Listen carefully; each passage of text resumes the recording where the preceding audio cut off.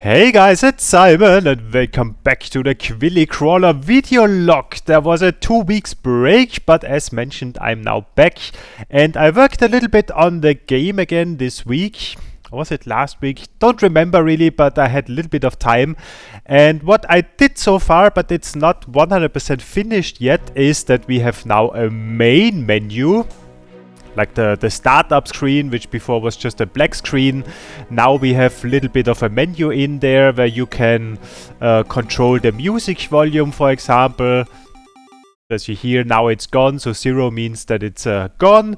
100 means that it's playing with 100% volume. Same then, let's keep that at 50. Same then with the sound volume, so with the sound effects for the clicking. As you hear, now it's not there anymore, and when we go back then to 100 it gets louder and louder. We have credits where I did not write a lot of text because actually I want to add most of the information to the GitHub page and bringing all the things in here with the credits and so on. I did not like that approach, so for the time being I kept just the all in there, and then people can go there and you can quit the game. And in addition, actually all those things here get saved already in a preference, so the music volume, sound volume get saved in the preference, and also the game state itself. So there's now also a save and load system in the game that I'll show in a moment. What I don't, or what is not finished yet, so first of all I don't want that the main menu is there from the beginning. What I will do is that most likely I will use the daemon graphic. I also show you in a moment what I mean, which closes the mouth, so it will be scaled very big most likely, or the camera viewport will be very small for the startup screen. So it closes the mouth, and when it opens up, then slowly the menu is also fading in. And then most likely on the left part will be Quilly, on the right side will be Crawler, and maybe some background graphic, random dungeon most likely with some chests and so on. And that will be it. So then this screen is done. And yeah, what is new now? So when we go into the game itself, let's open some of the chests. Let's also buy one of the spells. So for example, the Firebolt Tome. Then let's equip a few of those things, learn the spell and also the rod. Use a health potion. So now we have something in place, and now the save and load system comes into play. But first of all, so this daemon graphic here I want to use so that very slowly when the mouth goes down, let's say, that this animation I will use for the startup screen. So the mouth closes, and then when it opens up, then the menu appears in the background. That is my idea. Then let's also quickly go back a couple of dungeons. Okay, dungeon 5 is good enough. So now if we would close the game, so currently you just can do that with the X here. Let's close it. Now I create a preference, so I show you that here. So which program is opened there? I removed the pretty printing, which is a little bit sad, but I think you can imagine it. So in this preference you see the sound volume, which we had with 100%, then the music volume, which was 50%. Of course there's always a little bit of inaccuracy with floating point numbers, but it's this 50%.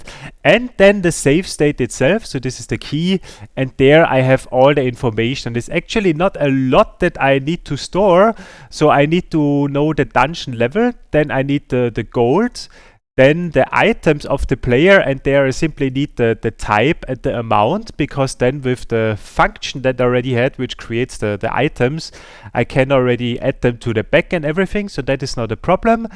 And I needed to also store the commands that the player has learned for combat. So as you see here, so we learned the Firebolt ability before, but we also can use items, we can attack, we can die.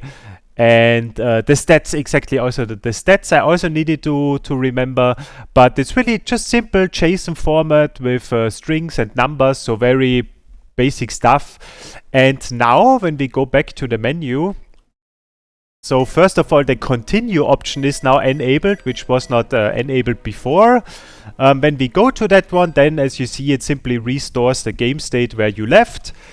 We still have the equipped items, only the 4 health potions, and we have the firebolt ability to cast, and of course the gold.